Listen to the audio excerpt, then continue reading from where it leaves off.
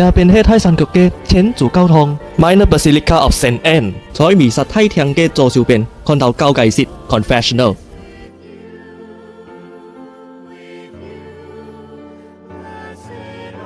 也เป็น喺梯廳嘅前面有人就提醒阿弟，喺講愛中途離開，愛坐在後背，避免趕遊到彌撒。前面兩排嘅其實係便指示來坐。呢間房係 Sacristy， 呢就係呢間教堂嘅表示先期室係放制服先期以及紅旗登記簿。呢條係先寫有，